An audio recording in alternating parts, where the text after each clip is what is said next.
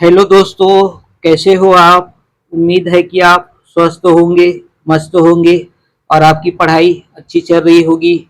दोस्तों, आज के इस लेक्चर में हम एक चर के द्विघात समीकरण की प्रश्नावली 4 का प्रश्न क्रमांक 4 को स्टेप बाय स्टेप हल करेंगे। ये प्रश्न बोर्ड एग्जाम 2027 के लिए महत्वपूर्ण है, इसलिए आप कॉपी और पेन लेकर अंत तक बने रहिए। दोस्तों, यदि आपने इस चैप्टर के पिछले लेक्चर नहीं देखे हैं तो आप हमारी प्लेलिस्ट में जाकर उन्हें देख सकते हैं। हमारे चैनल पर पूरे चैप्टर को क्रमबद्ध रूप से पढ़ाया जा रहा है। आइए दोस्तों, बिना समय व्यर्थ किए आज का लेक्चर प्रारंभ करते हैं।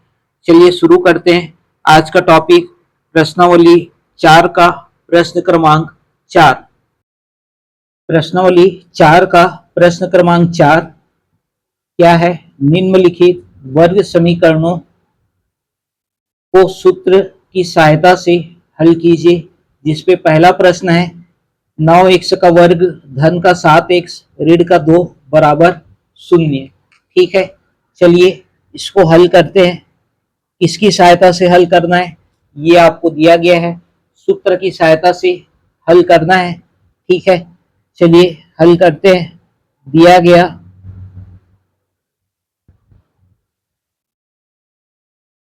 वर्ग समीकरण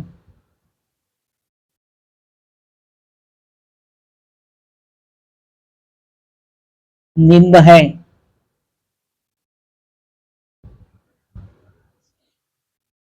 क्या है?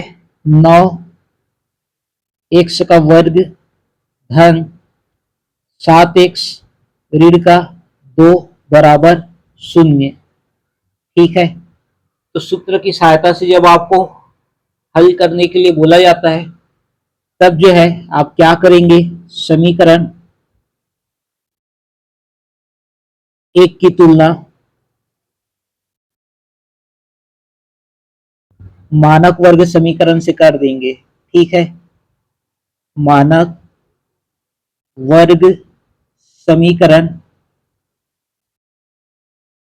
ए एक्स का वर्ग धन बी एक्स धन सी बराबर 0 से करने पर से हम करेंगे तो हमारा ए का मान क्या आ जाएगा? ए का मान आ जाएगा एक्स स्क्वायर का जो गुणांक है वो आपका ए का मान, एक्स का जो गुणांक है वो होगा बी का मान और जो संख्या है वो है सी का मान। ठीक है, तो तुलना को आपको करना आता ही होगा। ठीक, अब जो है कौन सा सूत्र जिसका हमको इस पे प्रयोग करना है, तो ये सूत्र होता है आपका क्या? एक्स बराबर ऋण का बी धन ऋण बी का वर्ग ऋण का 4ac बटे 2a। ठीक है, ये आपका सूत्र है जिसका आपको प्रयोग करना है इस पे। ठीक है, इसमें चलिए मान रख देते हैं। b का मान क्या है? 7 है, ये हो जाएगा ऋण का 7 धन ऋण 7 का वर्ग ऋण 4। ए का मान कितना है? 9 है और सी का मान कितना है? ऋण का 2 है। ठीक है, बटे आ जाएगा कितना? 2 गुणित ए मतलब हो जाएगा 9।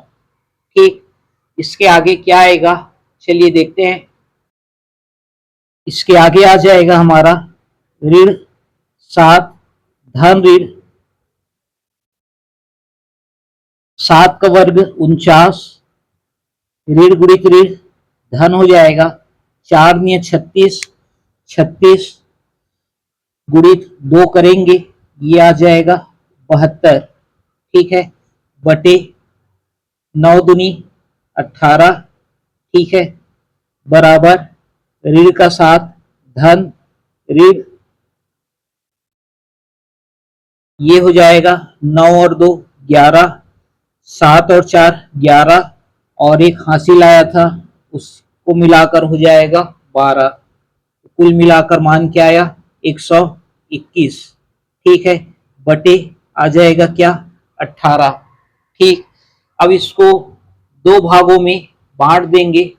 चलिए बांटते हैं। पिछला मान हमारा क्या आया था? x बराबर ऋण 7 धन ऋण वर्गमूल 121। ठीक है, ये आया था। इसको जो है पहले और हल कर लेते हैं। ठीक है, ये भी और हल हो जाएगा। क्या हो जाएगा? ऋण 7 धन ऋण 121 किसका वर्ग है? 11 का। तो 121 का वर्गमूल क्या आ जाएगा? 11 आ जाएगा बटे 18। ठीक है, अब इसको दो भागों में बांटेंगे। ठीक, चलिए यहाँ पर बांट देते हैं। एक तरफ लेंगे धन चिन्ह। ठीक है, धन चिन्ह लेने पर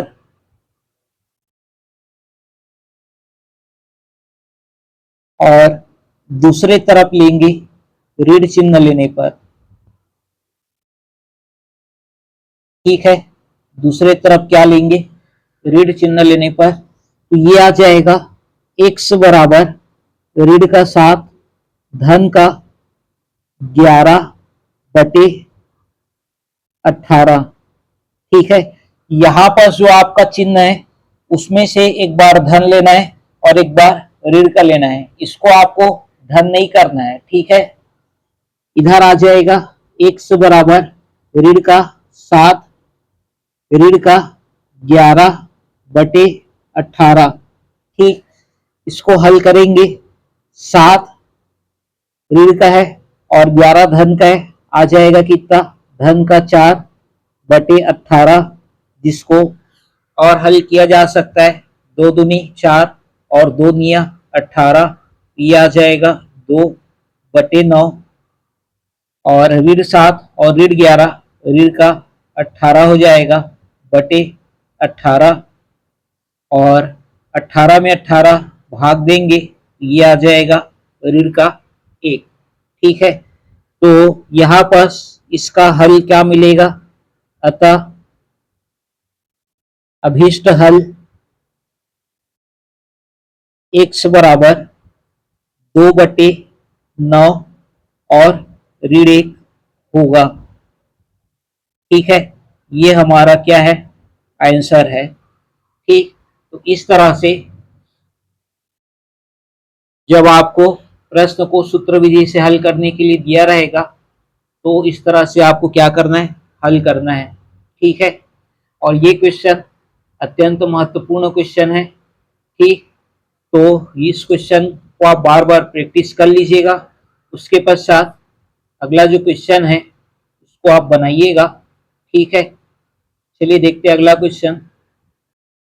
इसमें अगला प्रश्न है चौथा का दूसरा, जो है 6x का वर्ग धन x ऋण 2 बराबर 0। चौथा का तीसरा है 6x का वर्ग धन 7x ऋण 10 बराबर 0। चौथे का चौथा है 2x का वर्ग ऋण 9x धन 7 बराबर 0। और चौथे का पांचवा है x का वर्ग ऋण 7x ऋण 5 बराबर 0। ठीक है, तो आप चौथे का पहला जो है वो अच्छे से हल कर लीजिएगा। उसके बाद इनका अभ्यास कीजिएगा, आपसे निश्चिंत ही बन जाएगा ये क्वेश्चन। ठीक है, निश्चित ही क्या हो जाएगा? ये बन जाएगा। ठीक, चलिए अब देखते हैं अगला प्रश्न। अगला प्रश्न है चौथा का छठवां। ठीक है, जिसपे है 4 ऋण 11x बराबर 3x का वर्ग। ठीक, चलिए इसको हल करते हैं। सबसे पहले इस पे लिखेंगे दिया गया वर्ग समीकरण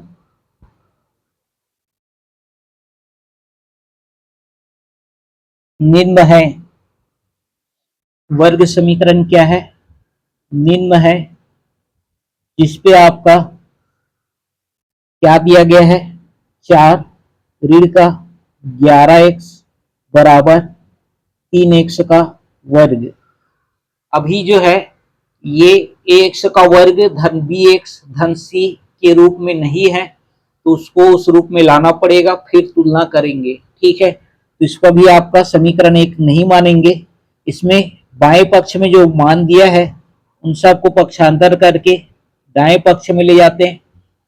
ऋण का 11x इधर आएगा तो धन का 11x हो जाएगा, धन का 4 पक्षांतर होकर ऋण के 4 में बदल जाएगा। ठीक है, तो ये हमारा समीकरण क्या मिलेगा, ये हो जाएगा 3x का वर्ग धन का 11x ऋण का 4 बराबर 0। ये आपका समीकरण नंबर 1। ठीक है, इसमें जो है क्या करेंगे, समीकरण 1 की तुलना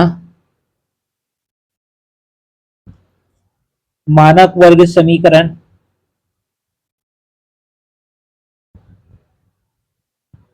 ax का वर्ग धन bx धन c बराबर 0 से करने पर,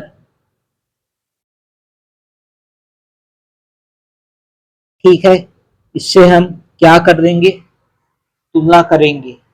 जब आपका इस रूप में आ जाएगा ax का वर्ग धन bx धन c, मतलब x स्क्वायर वाला पद, फिर x वाला पद, फिर संख्या वाला पद, इस तरह से आएगा, फिर तुलना करना रहता है। ठीक है, तो यहां से a का मान क्या मिलेगा, x स्क्वायर का जो गुणांक है कितना है 3, x का जो गुणांक है वो है b का मान कितना है 11, और जो संख्या है क्या है ऋण का 4, वो है आपका c का मान। क्योंकि x बराबर क्या है आपका ऋण का b धन ऋण b का वर्ग ऋण का 4ac बटे 2a। ठीक है, ये आपका सूत्र है जिसका इस पे प्रयोग करना है। चलिए इस पे मान रखते हैं, x बराबर क्या हो जाएगा, b का मान 11 है, सामने में क्या है ऋण चिन्ह है, ये हो जाएगा ऋण का 11 धन ऋण वर्गमूल 11 का वर्ग, 11 का वर्ग ऋण 4 a 3 है, c का मान जो है ऋण का 4 है। ठीक है, क्या है c का मान ऋण का 4 है। इसके पश्चात 2a, a का मान कितना है 3। ठीक, ये है आपका, इस पे जो है चलिए हल करते हैं। ये आ जाएगा x बराबर ऋण का 11 धन ऋण 11 का वर्ग होता है 121, ऋण गुणित ऋण धन 4 तिया 12, 12 चौक होता है 48। ठीक है, बटे कितना आ जाएगा 2 तिया 6। इसके पश्चात अगला पद इस पे आ जाएगा x बराबर ऋण का 11 धन ऋण, ये हो जाएगा 1 और 8 9, 12 और 4 16। ठीक है, बटे आ जाएगा क्या 6, जिसपे आपका क्या मान आएगा x बराबर ये आ जाएगा ऋण का 11 धन ऋण 169 का वर्गमूल होता है आपका कितना 13। ठीक है, इतना होता है 13। ठीक, अब इसके बाद इसको दो भागों में बांटेंगे, एक बार धन चिन्ह लेंगे और दूसरे बार ऋण चिन्ह। तो चलिए हल करते हैं। पिछला पद क्या था, x बराबर ऋण का 11 धन ऋण 13 बटे 6। ठीक है, चलिए इसको हल करते हैं। इधर लेंगे धन चिन्ह लेने पर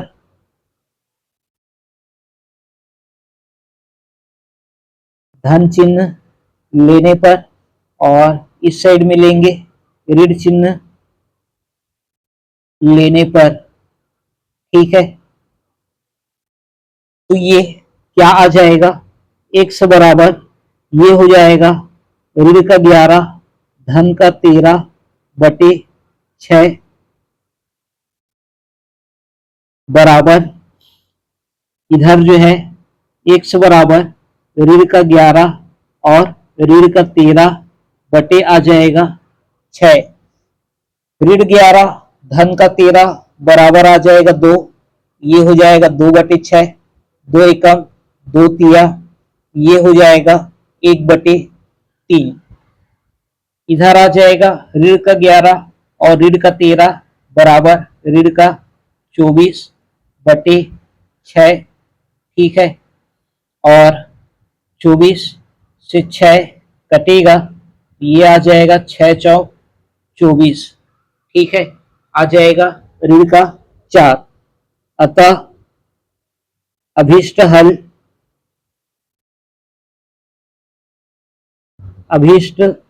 हल x बराबर क्या मिलेगा, 1 बटे 3 और ऋण का 4 होगा, ठीक है। और ये क्या है, हमारा आंसर है, ठीक।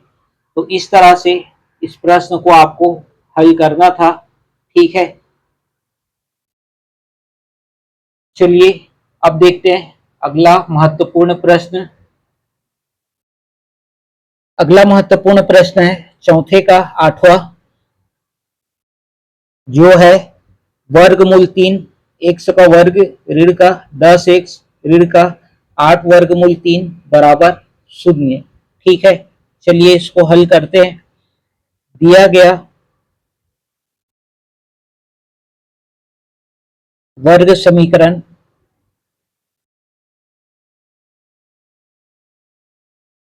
निम्न है, ठीक है। क्या दिया गया है, तो इस पे आपका मान दिया गया है वर्गमूल 3 x का वर्ग ऋण का 10x ऋण का 8 वर्गमूल 3 बराबर 0। ये अभी आपका x का वर्ग धन bx धन c के रूप में है, ठीक है। तो इसको सीधा हम तुलना कर सकते हैं, ठीक। चलिए तुलना करते हैं। इससे तुलना करना रहता है मानक वर्ग समीकरण से। तो समीकरण 1 की तुलना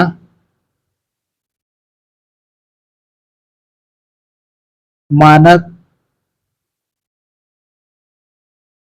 वर्ग समीकरण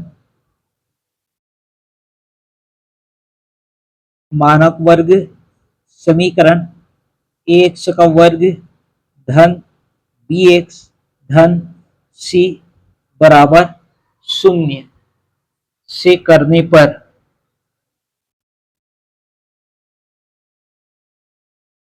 क्या मिलेगा हमको मान, ये आ जाएगा a बराबर x स्क्वायर का गुणांक क्या है, वर्गमूल 3, ये होगा a का मान।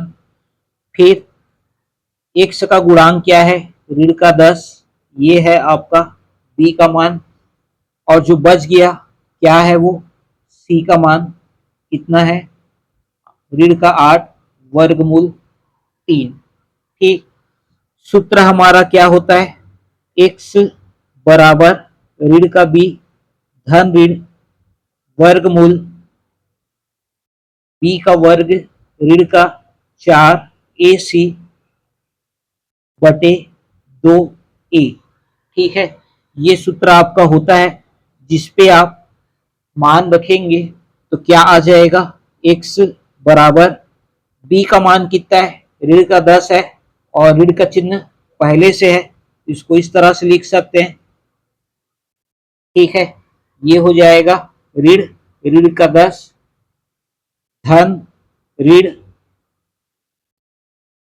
ऋण 10 का वर्ग ऋण 10 का वर्ग ऋण 4, ए का मान कितना है, वर्गमूल 3, और सी का मान कितना है, तो सी का मान है ऋण का 8 वर्गमूल 3, ठीक है। ऋण का 8 वर्गमूल 3 और पूरे के बटा आ जाएगा 2 गुणित वर्गमूल 3। ठीक, ये आपका मान हम रख दिए। इसके पश्चात अगला पद क्या आएगा, चलिए देखते हैं। पिछला पद हमारा x बराबर ऋण ऋण का 10 धन ऋण वर्गमूल ऋण 10 पूरे का वर्ग ऋण का 4 वर्गमूल 3। दूसरे कोष्टक में था ऋण का 8 वर्गमूल 3 बटे 2 वर्गमूल 3। ठीक है, चलिए इसको हल करते हैं। x बराबर ऋण गुणित ऋण, ये हो जाएगा धन का 10। ठीक है, धन ऋण ऋण 10 का वर्ग बराबर हो जाएगा 100। ऋण गुणित ऋण, ये हो जाएगा धन 4 अट्ठे, ये हो जाएगा 32। और वर्गमूल 3 का वर्गमूल 3 के साथ गुणा करेंगे तो ये आ जाएगा धन का 3। और पूरे के बटे क्या आ जाएगा, 2 का वर्गमूल 3 से गुणा करेंगे, ये हो जाएगा 2 वर्गमूल 3। ठीक है, इसके पश्चात अगला पद क्या आ जाएगा, x बराबर 10 धन ऋण, ये हो जाएगा 100। और इसमें आ जाएगा आपका 2 तिया 6 32 तिया होता है आपका कितना, 96। ठीक है, कितना होता है 96। और ये 2 वर्गमूल 3। इसके बाद अगला पद इसमें क्या आ जाएगा, x बराबर 10 धन ऋण वर्गमूल 196 बटे 2 वर्गमूल 3। ठीक, फिर जो है इसका अगला पद क्या आ जाएगा, ये हो जाएगा 10 धन ऋण 196 का वर्गमूल होता है कितना, 14 बटे 2 वर्गमूल 3। ठीक, इसके पश्चात इसको दो भागों में बांटेंगे। एक तरफ लेंगे धन चिन्ह लेने पर, ठीक है, धन चिन्ह लेने पर, और दूसरे तरफ आ जाएगा ऋण चिन्ह लेने पर। ठीक है, एक तरफ धन चिन्ह लेने पर और दूसरे तरफ ऋण चिन्ह लेने पर ये आ जाएगा x बराबर 10 धन का 14 बटे 2 वर्गमूल 3। और दूसरे तरफ आ जाएगा x बराबर 10 ऋण का 14 बटे 2 वर्गमूल 3। ठीक है, इसको हल करेंगे तो 10 और 14 ये हो जाएगा 24 बटे 2 वर्गमूल 3। 2 से आपका क्या 24 क्या हो जाएगा, कट जाएगा कितने बार में, 12 बार में, ये आ जाएगा 12 बटे वर्गमूल 3। ठीक है, इसके बाद ऋण वाले को हल करेंगे, ये आ जाएगा ऋण का 4 बटे 2 वर्गमूल 3, जिसको हल करने पे क्या आ जाएगा, 2 से 4 कट जाएगा 2 बार में, तो ऋण का 2 वर्गमूल 3। ठीक है, अतः अभीष्ट हल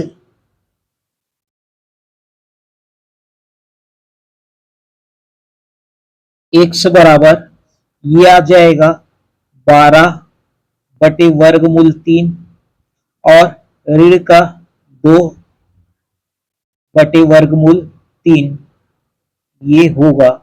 ठीक है, और ये क्या है, हमारा आंसर है। ठीक, तो इस तरह से इस प्रश्न को आपको हल करना था। ठीक है,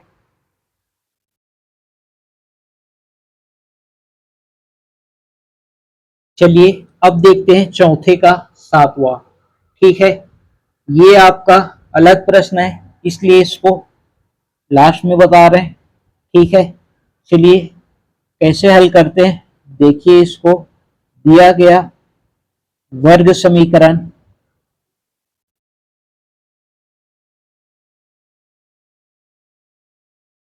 निम्न है। ठीक है, क्या है, 9 x का वर्ग ऋण का 4 बराबर 0। इसको मानेंगे समीकरण नंबर 1। और समीकरण 1 की तुलना मानक वर्ग समीकरण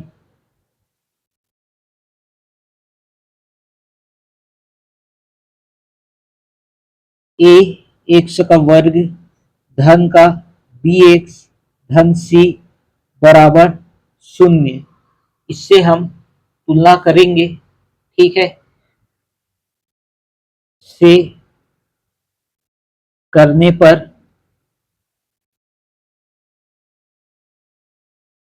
क्या आ जाएगा, a बराबर एक्स स्क्वायर का जो गुणांक है वो आपका a का मान, x वाला पद चूंकि इसमें नहीं है, ठीक है, तो b का मान क्या हो जाएगा, 0। ठीक, उसके बाद जो बच गया संख्या वो क्या है आपका c का मान। ठीक है, एक्स स्क्वायर का जो गुणांक होता है वो a का मान होता है, x का जो गुणांक होता है वो b का मान होता है, और जो संख्या वाला बच जाता है, जो संख्या बच जाता है वो होता है c का मान। इसमें x वाला पद आपको नहीं दिया गया है, इसलिए b का मान क्या आएगा, 0 आएगा। ठीक है, चलिए सूत्र क्या होता है, x बराबर ऋण का b धन ऋण b का वर्ग ऋण का 4 ac बटे 2a। ठीक है, इसमें मान रख देते हैं, b का मान 0 है। ठीक है, ऋण चिन्ह हटा देंगे, धन ऋण b का मान 0 है, ऋण 4, a का मान 9 है, c का मान ऋण का 4 है। ठीक है, बटे 2 गुणित 9। ठीक, अब सामने में 0 है, सामने में क्या है, 0 है, तो 0 को हम क्या कर सकते हैं, हटा सकते हैं। ठीक है, ये 0 हट जाएगा, 0 क्या हो जाएगा, हट जाएगा, सामने में रहेगा धन ऋण। ठीक है,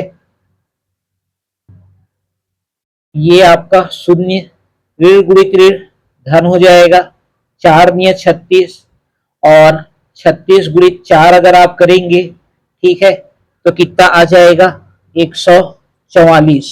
कितना आ जाएगा, 144, और 9 दूनी ये हो जाएगा 18। ठीक है, 9 दूनी 18। इसके बाद अगला पद क्या आएगा, चलिए देखते हैं। अगला पद इस पे आ जाएगा, x बराबर धन ऋण वर्गमूल 144 बटे 18। ठीक है, तो इस पे मान आपका क्या आ जाएगा, x बराबर धन ऋण क्या आ जाएगा, 144 का जो वर्ग मूल होता है वो कितना होता है, 12 होता है, बटे ये आ जाएगा 18। ठीक है, इस पे भी क्या कर सकते हैं, ये यहां से कट जाएगा। ठीक है, तो क्या आ जाएगा, x बराबर धन ऋण 6 दूनी 12 और 6 तिया 18। ठीक है, इस पे धन और ऋण चिन्ह इसलिए लेने की जरूरत आपको नहीं पड़ेगी। ठीक है, लिखेंगे भले ही अलग अलग, लेने की जरूरत इसलिए नहीं पड़ेगी क्योंकि धन ऋण के पहले कोई संख्या आपका नहीं दिया गया है, तो इसको आप डायरेक्ट लिख सकते हैं इस तरह से। अतः अभीष्ट हल x बराबर क्या आ जाएगा, धन का 2/3 और ऋण का 2/3 होगा। ठीक है, ये हमारा क्या है, आंसर है। ठीक, तो इस तरह के प्रश्नों को आपको कैसे हल करना है पता चल गया होगा। ठीक है, जो पद आपका नहीं दिया रहता है उसका मान क्या लेना रहता है, शून्य लेना रहता है। ठीक है, चलिए देखते हैं अब अगला प्रश्न। अगला प्रश्न है चौथे का 9वां, जो है 2x का वर्ग धन का x ऋण का 6 बराबर 0, और चौथे का 10वां है 2x का वर्ग ऋण का 2 वर्गमूल 6 x धन 3 बराबर 0। ठीक है, तो इन प्रश्नों को आप पिछले प्रश्न की तरह जो है वो स्वयं से हल कर लेंगे। ठीक है, चौथे का 9वां और 10वां को जो है वो आप पिछले प्रश्न की तरह हल करके देख लेंगे। ठीक है, आपसे निश्चित बन जाएगा। ठीक है, तो दोस्तों आज के इस लेक्चर में बस इतना ही। अगले लेक्चर में हम प्रश्नावली 5 को विस्तार से समझेंगे और उसके सभी महत्वपूर्ण प्रश्नों को हल करेंगे।